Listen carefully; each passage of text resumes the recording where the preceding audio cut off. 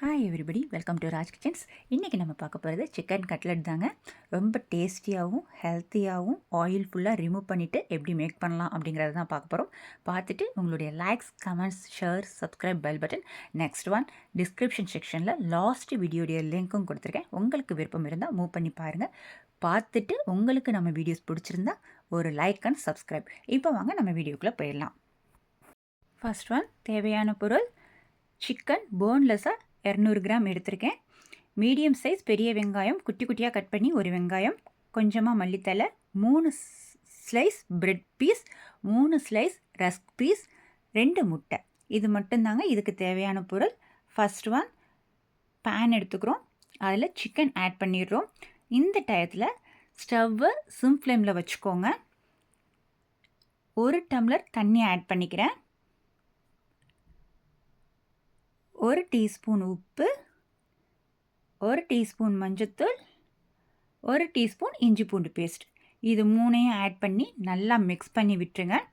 Mix பண்ணிவிட்டு தண்ணி ஃபுல்லாக அந்த சிக்கனோட சேர்ந்து சிக்கன் வெந்து சாந்து வரணும்.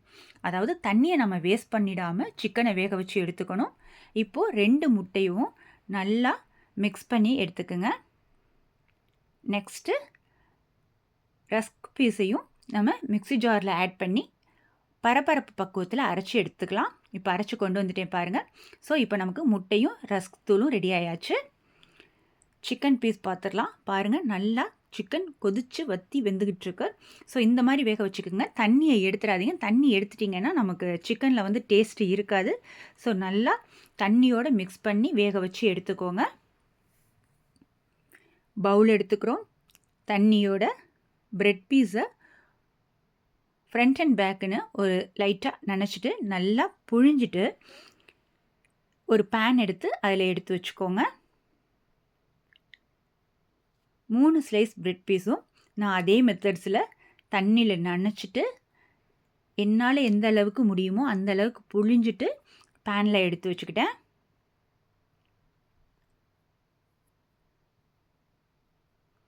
உங்களால் முடிஞ்ச அளவுக்கு மட்டும் தண்ணி புழிஞ்சால் போதும். அதிக அளவில் ஃபுல்லாக ஃபில்ட்ரு பண்ணி எடுக்கணும் அப்படிங்கிற அவசியம் கிடையாது. முடிஞ்ச அளவுக்கு, ஆனால் ஓரளவுக்கு தண்ணி எடுக்கிற மாதிரி பார்த்துக்கோங்க.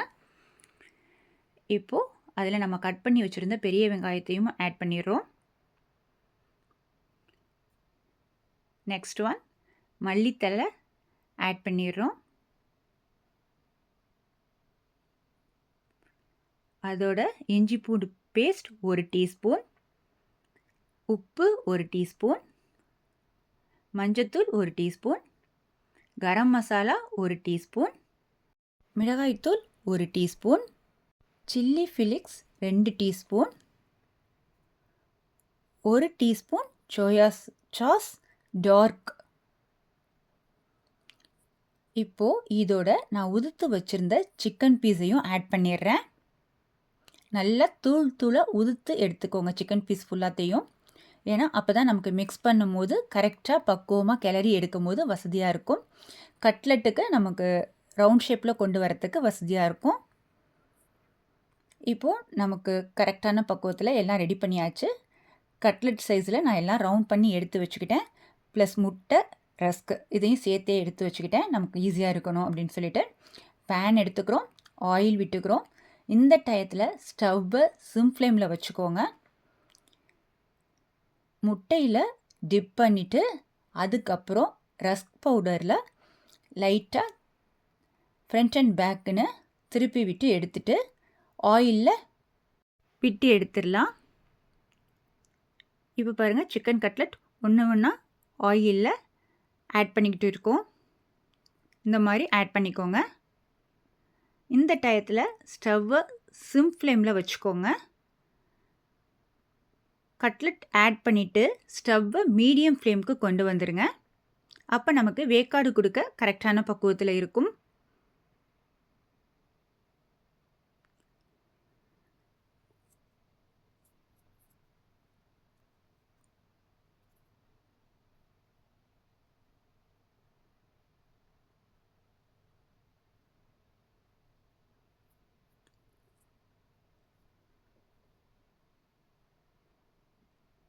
நம்ம ஆயிலில் போட்டு திருப்பி எடுக்கும்போது ஒன்று கூட லைட்டாக கூட கொஞ்சம் கூட பிரியலை பாருங்கள். கரெக்டான பக்குவத்தில் இருக்குங்கிறது அர்த்தம்.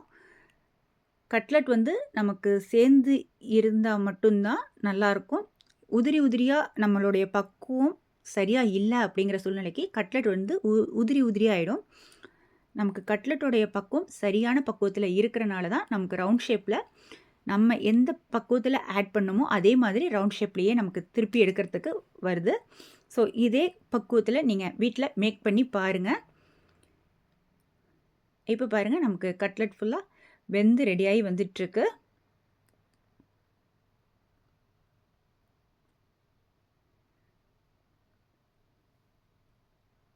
இந்த மாதிரி மெத்தட்ஸில் மேக் பண்ணி பாருங்கள்.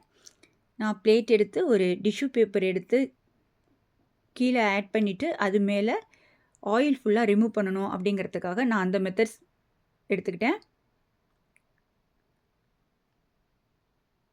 பாருங்கள், நமக்கு எப்படி போட்டிருந்தோமோ அதே மாதிரி ரவுண்ட் ஷேப்லேயே இருக்குது பாருங்கள். நான் ஒரு கட்லெட் எடுத்து உங்களுக்கு ஓப்பன் பண்ணியும் காமிச்சிடுறேன். சாஃப்ட்னஸோட எந்த அளவுக்கு நல்லா வெந்திருக்கு பாருங்கள். ஸோ இதே மாதிரி பக்குவத்தில் நீங்கள் மேக் பண்ணி பார்த்துட்டு உங்களுடைய likes, comments, share, subscribe, bell button. Thank you.